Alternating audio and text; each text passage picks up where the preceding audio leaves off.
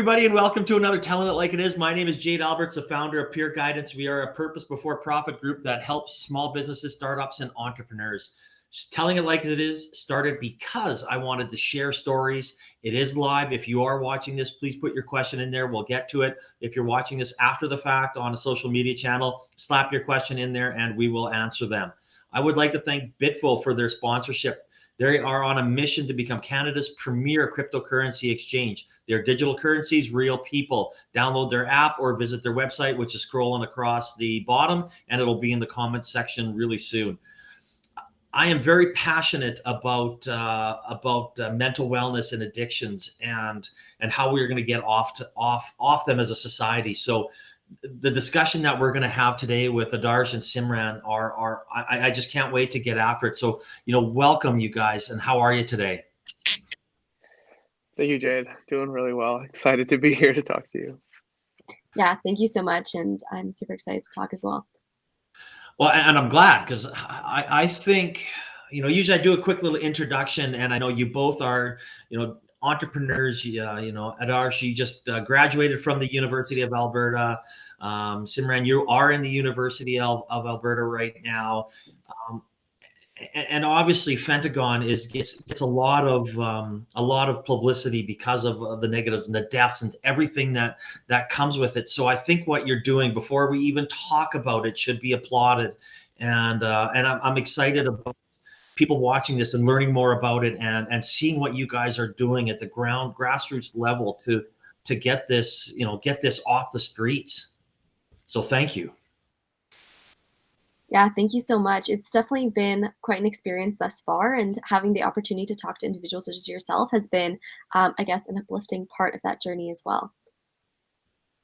And that's good. And I mean, I know there's tons of articles out there, and if you Google Fentagone and University of Alberta and use Adarsh or Simran's name, they will pop up. And I mean, the work that they're doing is awesome. So how did why did you start this, and how, and is there a story behind the Fentagone, why you did it? Yeah, for sure. So very often, especially as Albertans and as Canadians, we see in the headlines and the media in regards to the opioid epidemic in recent years, the fear that's catalyzed in regards to fentanyl, and obviously the unfortunate plethora of deaths that are being caused as a result, especially in recent years where we've seen an exponential increase in overdoses across the world, across the country, and even in our own city. So we're located in Edmonton over here, and we're projecting that 2021 is going to be the deadliest year ever. So although we've seen this trend for many years, we've lacked any sight of intervention by larger governing bodies. So addiction is not only something that I've personally witnessed regionally, it's also something that I've deeply cared about, as I unfortunately witnessed the pain inflicted by losing someone to addiction. I do have a loved one that passed. So unfortunately, the grief catalyzed by witnessing your family members fall victim to substance abuse, but also that other side of the coin where you're mourning and confused on how to support them and keep them protected. So as a person who has witnessed addiction and the detriment it can cost families and an individual itself, we look for greater support from the government and from larger institutions, and instead what we've witnessed is a large deficit of support within these vulnerable demographics, where not enough is being done to support these individuals and prioritize equitable access to life-saving health information to those suffering at the hands of addiction. So as I mentioned, the crisis deeply affected me, affected the people that I cared most about, and the lack of intervention by greater bodies inspired myself and, at the time, my two co-founders to take it upon ourselves to catalyze innovation and inspire grassroots level initiatives and the creation of our novel fentanyl detection system, Fentagone, which is, I guess, where we're at right now within the harm reduction sector, to not only spark dialogue like the one we're having today, but also to change the narrative on harm reduction and addiction within our own community, and to put Canada hopefully at the forefront of spearheading innovation within the harm reduction sector internationally and revolutionizing this industry, so people like myself and people across the world, no longer have to struggle with this unfortunate crisis that we're seeing at the moment. Absolutely. Adarsh, there's the same story type? Mine's a little bit more A little different. So mine has a bit of cultural context, I think, to it. So just for some background, Simran and I are both Sikh people from the Punjabi community. I was born and raised in Edmonton, Millwoods, and Simran was born in Surrey, and she was grown up there. Both are very heavily like immigrant communities. A lot of Punjabi and Indian folk that live in these areas. So growing up, there weren't the best years. We knew there was a lot of drugs, a lot of crime. But one thing that we noticed growing up is that no one really talked about drug use or substance use or anything like that. But everyone kind of knew it was around. So I always thought that was very odd. And my family's pretty progressive, we're pretty open, and we like to talk. So from a pretty young age, I've spoken to my family about substances, substance use in the family, in the community. And one thing that always fascinated me was the cultural context that opiates and opioids are being used in our communities. So, just so everyone's kind of aware, this past year there's been this whole farmers protest thing. That's kind of where we're from. And back in the day, my grandparents and my mom and them, they would tell us stories about how their grandparents and they would go into the farms, and every morning their grandpa would put up some opium for the farmers to go and actually work every day and get through it. And so I thought that was very odd because here, substances are it's very strict about when you can use them, where you can buy them. There's a lot of legalese about and stigma that goes around using it. But seeing that in these farming communities, the substances were actually used to a purpose. They were used for the benefit of everyone there, and you didn't see too much substance abuse. Was really interesting to me because you don't just see that in our communities. You see that all over the world with farmers in South America using coca leaves to, just get going and have better yields and work through the day. Um, what I saw was interesting is that hearing these stories growing up about how integrated opiate use is within our community, and just seeing like how devastated our communities are with like drug use, fentanyl, and how that substance use turned to substance abuse was always really interesting to me. So when I got into university and started getting a little older, I started volunteering with some groups that did things like with harm reduction, and that honestly just blew my mind. I saw this, and it was probably the first time that I saw people being so open and talking about drugs and mental health in such a way. And I was just like, this is how things need to be. So we started doing a bit of work in that. And then Simran and I were friends during the time, and we were just sitting around, and Simran had mentioned this idea, and I jumped on it. I was like, this is something that needs to happen. Year after year, we're seeing uh, increases in overdose, and just something is missing. Like there's a gap that needs to be filled. And I think we were in a position to do it because we had ideas. We were students, so we kind of had the time, somewhat, but and we had a bit of know-how. So we went in there, started pitching it to people, entered some competitions through the university, got a little bit of money. Simran and I were both doing research at the time, so we got some labs that are willing to take us on, give us space, and then from there we just got rolling. And it was just a lot of really fortunate circumstances to get us here. And yeah, I mean that's interesting that the different reasons to start it, right? I mean, I relate more to the Simran side, and that's how I got into being a mental wellness advocate and talking about it. Is I had friends take their own lives because of substance abuse, and I didn't see it. And even what the story we're telling now with my wife, it's not addiction abuse, but I didn't see it happen and mental wellness.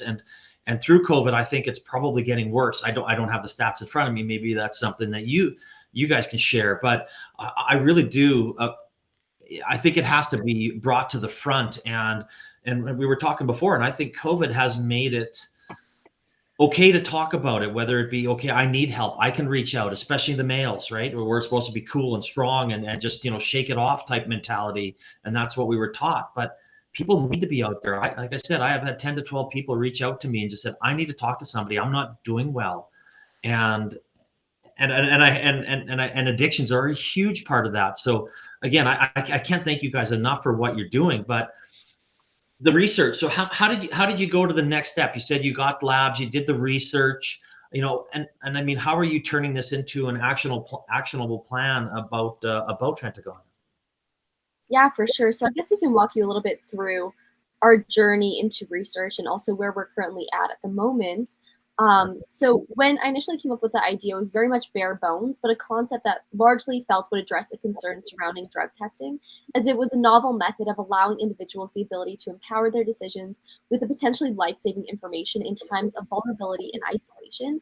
And like Adarsh had mentioned, this is something that currently doesn't exist in regards to drug testing. You know, current technologies such as mass spec, conventional strips, they often don't adhere to the ritualistic nature of drug use, and therefore are unrealistic for use like in vivo or in street level settings. So I had these conversations with Adarsh and our other co-founder AJ at the time, and we were able to collaborate and participate with this initial Fentagone idea into the U Alberta World's Challenge, which was hosted at the U of A. And from this experience, we received an initial 10K and triumphed the first place position, which more than anything drove home the validity of our idea and the need from the community. And this really inspired us to keep going and driving this idea, I guess, to end stage. So from there, we partnered with 2 research labs at the University of Alberta, specializing in opioid research and biochemistry to conduct research trials in lab settings. So we've been doing that in regards to we got our national Health Canada clearance to run tests with fentanyl and also control negative substances, for example, like heroin. And we've also partnered with innovation mechanical engineering firm ACAMP to aid in syringe mechanics. And most notably, we received the first place position at the TELUS Innovation Challenge, where we received $120,000 and the first place position there as well as secured partnerships with TELUS and Alberta Innovates, which was a huge platform, I guess, for us to do advocacy work and spread awareness on drug use, but also our hopes for what we want to do with Fentagone. So we're still in the process of testing the efficacy of our product, but we hope to get it to users as soon as possible. But until then, we are running trials in the lab, COVID permitting, obviously. We're also trying to spread our wings in regards to advocacy work and reaching out to harm reduction and recovery networks, as well as community organizations, and trying to reduce the stigma that is surrounding drug use. One thing that we saw as a result of this is, there's 2 sides of the coin, people that really believe in this and people that don't. And I think Adarsh had mentioned this previously during our conversation before this, but everything we've been to, every place that we've spoken at, there's always been a few people that reach out to us and say that they've been personally affected by addiction, they've lost people, or they have a child suffering as a result of addiction. And it's unfortunate that it's come to a point where we can all relate to this very tragic story. So, with the research that we're doing and with all the other work, our hope is to essentially create a better space for our most vulnerable in our community. Oh, I love that. I think that's just such a inspirational story. And for anybody that is listening, I posted some articles in the comment section. And Adarsh, can you expand on that a bit? I think Summer did a pretty good job about talking about where our research is at the moment. She's very good at speaking about these things. I would just add on about our mechanical design because that's one of the things that I focus on. So luckily at the time, Summer mentioned we were working in labs and I was doing neuro research, Summer was doing biochemistry, but also I was doing a co-op at a mechanical engineering firm. And so at that time, I was kind of fortunate. We got to learn a bit of the softwares. I learned what some things are called and spent a lot of late nights on YouTube, like learning how to do a little bit of design, how to get these things printed. And so when it came to the research, that was one thing that kept us going is we're small businesses. The bottom line is always something you're worried about. Like, do I have enough money to keep this going? Can I get enough favors in to get this to a stage that is viable? So we tried to do everything like with ourselves and with a couple of friends as much as we could.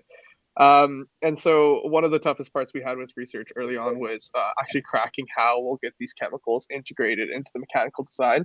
It's still something we're working with to make on a mass scale, but that was probably one of the biggest challenges of getting this to a place where people are talking about it. Like we've been in meetings where people have said, "Oh, I've thought about that before. I can't believe someone's actually doing it." And the thing is, you can think about it. It's just when you actually get down to it, it's very hard to integrate these chemicals and these procedures into something that's scalable, something that's safe for users and easy to use and doesn't require additional education like we try to make Fentagone to be. And so as we continue our research, these are some things that we started to realize needed to be done, and that's kind of where we're at now.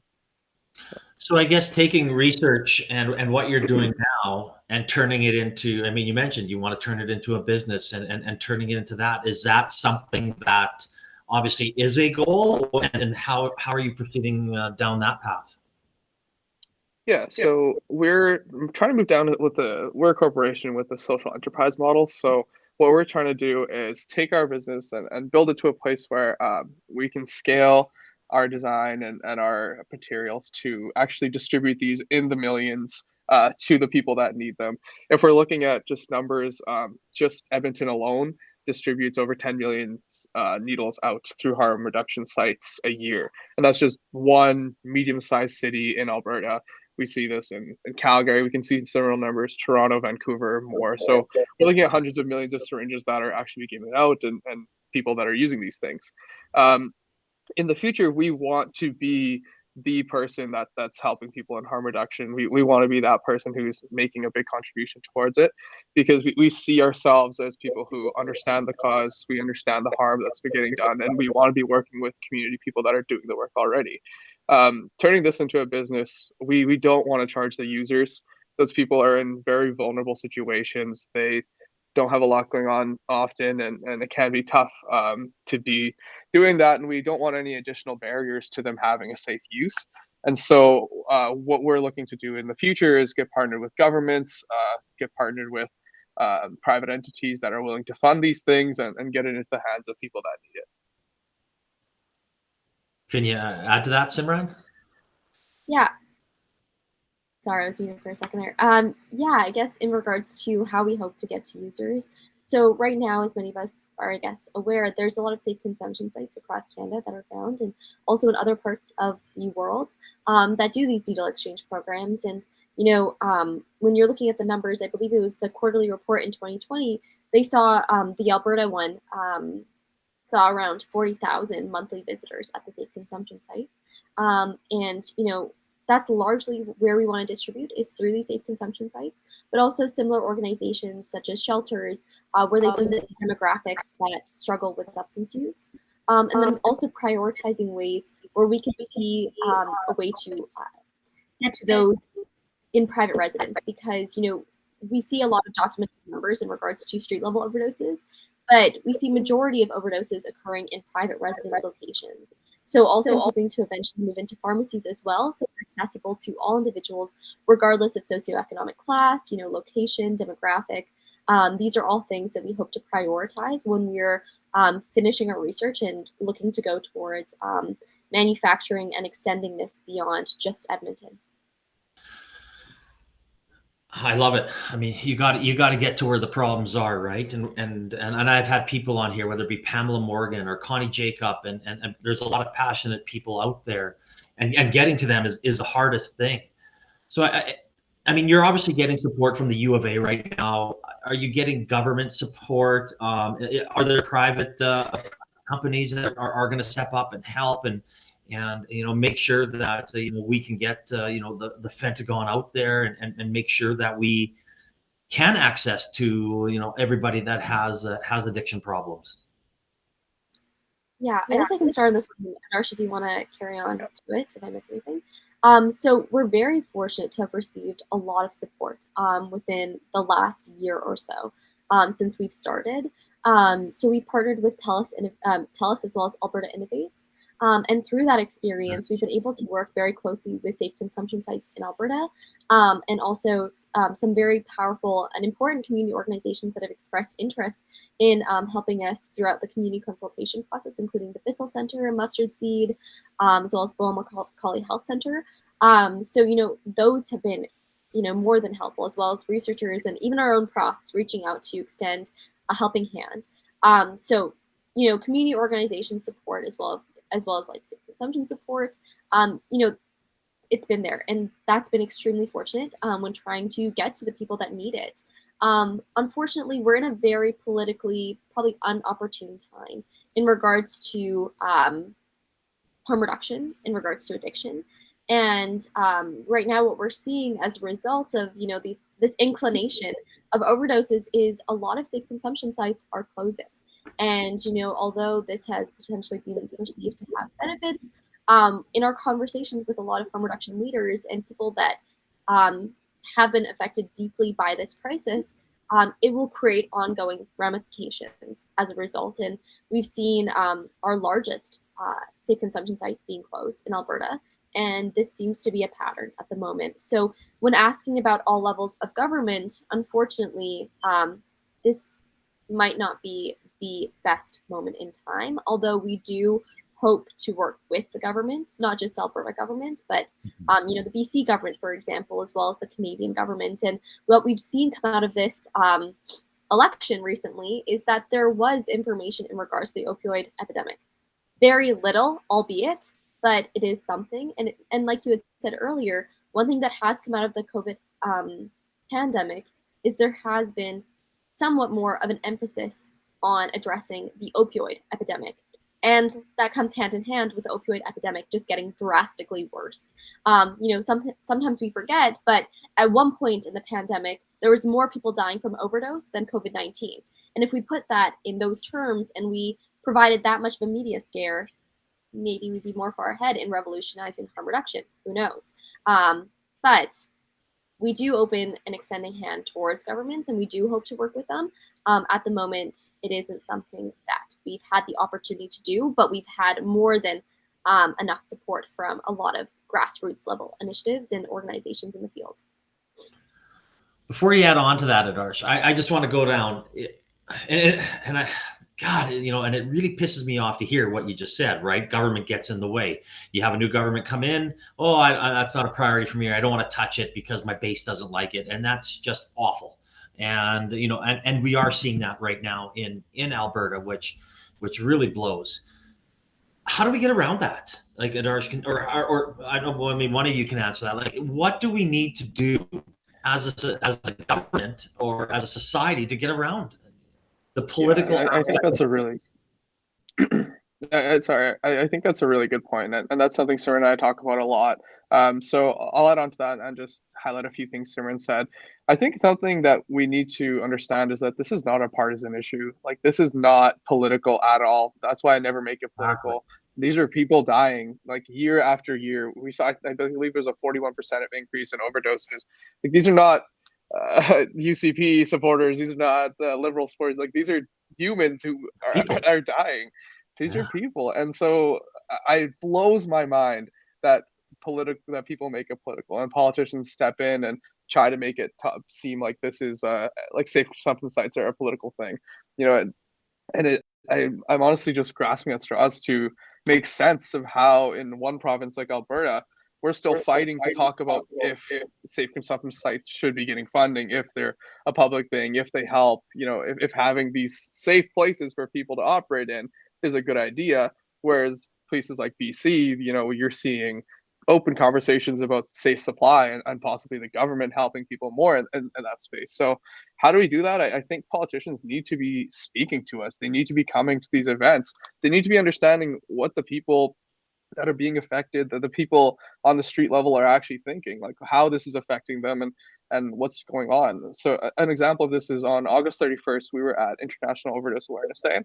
And so there was an event in Calgary, I believe, and there was a big event in Edmonton that we took part in. It was just a little rally. There were signs and there was big billboards and that we had, and we marched across downtown and we went in front of the legislature, and there were speeches from people who are affected, people who do work in this space, big companies, both private, public, and charity. And while we were there, we only saw maybe a handful of politicians. There's 4 politicians there, all from one party. It was the NDP. Not that that means anything. I think everybody should be there, but it surprised me that everyone was just from one party when we were literally at the legislature. It was lunchtime. This is a very well-known event. It's, you can come out of your office and you can come and see what the people are saying. So until we have that connection between what's happening and what the politicians are seeing and believing, I think we're at a loss in this province, and that's something that we want to facilitate. And that's why we come out to places like this and we speak to people like you. We try to get on the radio as much as we can, because I sincerely hope that somebody in the political sphere sees this and realizes that this is a problem, that there's people like Simran and I and many organizations that have been doing this for decades before we have, that want to make a change and they want to see their government supporting these people? I mean, again, politicians suck. I mean, and again, I don't want this to be political, but I mean, I'll just get that out here because it is not. It's a life. I mean, like you said, it doesn't matter who you're supporting. If you have an addiction, it's irrelevant. And we got to be looking this as a human factor, and what they do in the East Village or in East Hastings, in Vancouver, and that, I mean, that's been a success story for decades. And I mean, anytime that we seem to learn something that may work, or maybe it helps wean people off an opioid, and there's support there, it just doesn't seem to catch on. And again, it's very, very sad to have that we're having these conversations still. And as you said, people decades before you have been talking about it, different drugs, different forms, but we're still having the same conversations. Yeah, it's very disheartening, and we all need this to move forward. Like we can't keep losing thousands of citizens every year and just not say anything. We can't. I think also just to add on to that, I think taking that government level as well, people have a lot more power than we do. And if all of us collectively express our concerns in regards to stigma surrounding drugs, in regards to substance abuse, in regards to addiction, I've heard so many people share their personal stories of loss and being someone that has experienced loss. These are the ones that inspire you most to take action. So I think that more than anything, too, the power of the people is something that's unparalleled. And if we continue to outreach work and prioritize advocacy, this is something that we have to do at all levels of government and all communities as well. Yeah, I couldn't agree more. And again, I can't thank you enough for getting out there. And anybody wants to read some of these articles, they are posted in the comment section. Check them out, to the great work that Adarsh and Simran are doing to bring awareness to fentanyl and the opioid addiction. And COVID's probably going to go away eventually, but the opioid addiction isn't. And we do have to make sure that it stays top of mind, and we do address the problems, because this just bottlenecks our healthcare, and it kills people. And we have to realize that people are out there looking for help, asking for help. They don't know where to go for it, and we need to put them in touch with the people that can. So again, thanks for putting the awareness out there. I love it. And now that you're kind of moving forward, going on, what is next for you guys, and where do you want to see Fentagone go? Yeah. So with Fentagone, we, have hopes to really revolutionize the harm reduction industry at the moment, just because there hasn't been innovation in this space for a very long time. And driving this change could catalyze, and inspire a lot of different innovation within the sector. So that's largely the hope. But to get there, we are hoping to complete our research trials within the next 9 months here. Have successful research trials so we can submit to Health Canada for approval. But also, we are hoping to be deeply embedded in our community, but the Canadian community especially, in regards to how do we create a larger change in policy, in how we interact with our most vulnerable as individuals. And we want to, carry on and emphasize the importance of reducing the stigma of substance abuse, and working on that narrative as well. So, Fentagone, in one way, we're doing all this science stuff, and we're trying to create a device that will hopefully provide individuals life-saving information. And we do hope to save many, many lives with this product, of course. On the other end, we hope to advocate and create political change as well, through sharing stories and through going on these platforms and sharing our own stories, for example. So, what's next for Fentagone? A lot. So, we hope to continue this conversation throughout our journey, and to keep you all updated as to where harm reduction is going and where Fentagone's going as well. Yeah, and for me, I think I want to see Fentagone across the nation, just helping people, empowering people, giving them something that they didn't have before. I think someone did a pretty good summary of what our company wants to be in the future, so I won't delve too much into that. But what I want to see for harm reduction in general is that harm reduction is such a holistic issue. There's so many different approaches that need to be taken to actually make an impact in this sector. So we're the first ones to say, hey, this solution, this innovation, it's going to help a lot of people, but it's not going to end the opiate epidemic. You need a lot of different things to do that. You need therapy, you need supports, you need housing. There's lots of things that you need. So one thing that I want to see is that Fentagone can help change the way people look at some of these people that are going through these situations, and seeing that we can actually help them, especially in Indigenous communities.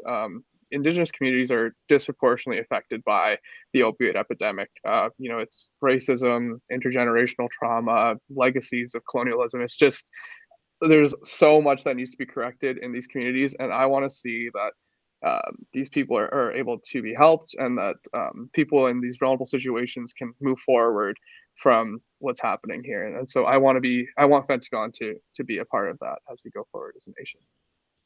I love that. I love hearing that. I love hearing the goals.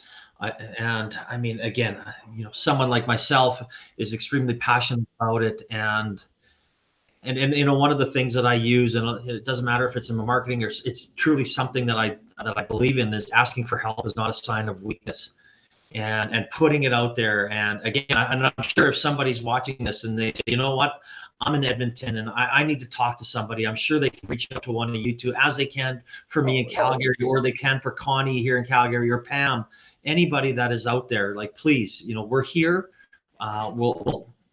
We'll listen, and then listening is the first step. And the Terminator Foundation, and what Venetia does down here, right? And when she's been on this show, and some of the mental wellness conferences that we've been at, she says that first step is the hardest step, and that's asking for help. And again, I hope if anybody sees that is watching this, that please reach out. Somebody is there, whether it's one of us three or somebody that is a family member, or you don't want it to be a family member, some stranger. There are numbers that you can call in this province to get that first step. So again, we encourage everybody to ask for help and step out, and you will get the support that you need. And again, I can't stress enough how grateful I am that you guys are out there, especially being in, we'll call it a younger generation compared to myself and where I am, that are bringing awareness to this pandemic and this crisis. So that being said, I always have one last question, but I want to put a little bit of a spin on it. As you guys go to my daughter's age, and you are my age. So if you had one piece of advice for someone that is addicted to an opioid, what would that be? Adarsh, you can go first.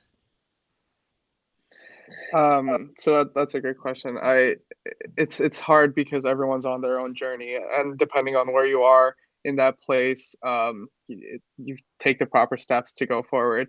I would want them to know that there's so many different people that use opiates. It's not just that we have this stereotypical image of some homeless person or something laying on the streets just using opiates. It's not just you, it's people who are in hospitals. I've heard nurses, doctors, lawyers. Like, there's lots of people in the same situation as you, and it can get better. Nobody really wants to be in these situations. There's ways to get supports. And so I would say, if you're in that situation where you can reach out for supports, or you can start and you want to get off of this, I would take that first step. I would really recommend that. Yeah. And Simran? Yeah, I think the largest thing in my eyes that I would, I just think of my own family, I think of my friends, and I think the greatest thing that I would love to have told, people I know that have suffered from addiction and, unfortunately haven't made it out, or currently struggling with addiction, is that they're not alone. And, oftentimes as the support network for these individuals, sometimes we can feel alone, and we don't know if what we're doing is enough to help them. And I think that onus is not necessarily on us. I think that as individuals, we have each other. And I think that amplifying our community voice is the most important, most powerful thing.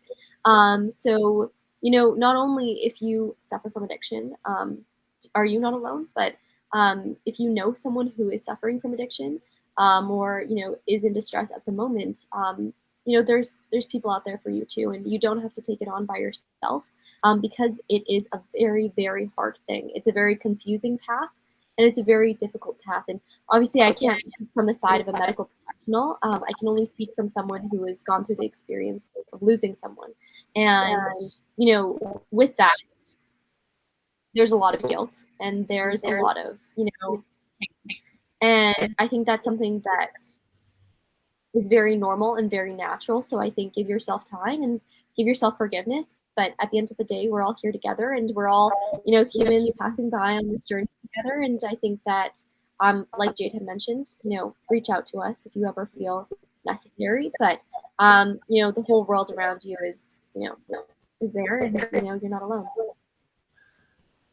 I boom, right? I mean, that's exactly both of them. And I just put another link up there because you'll see a shirt that I wear on here, and it's from Ty Smith, who was in the Humboldt Broncos crash, right? Who's based out of Leduc, and his company is You're Not Alone, right? And I bought one for myself and my wife, and I wear it a ton, and it says it's okay not to be okay, and right in the big bold lettering it says You're Not Alone.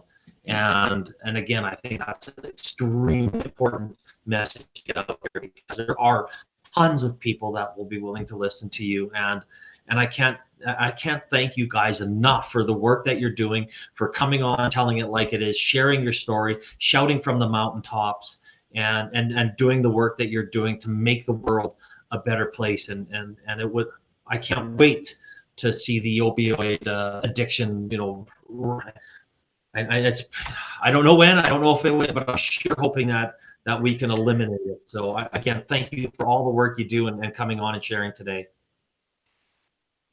Sure. Thank you for having us. Absolutely. Yeah, thank you for providing that as well. Absolutely. And again, anybody wants to reach out, there are plenty of areas to reach out. One of us three, you're not alone. And, enjoy the rest of your day. And again, thank you guys for coming on, and we will chat soon. Bye-bye.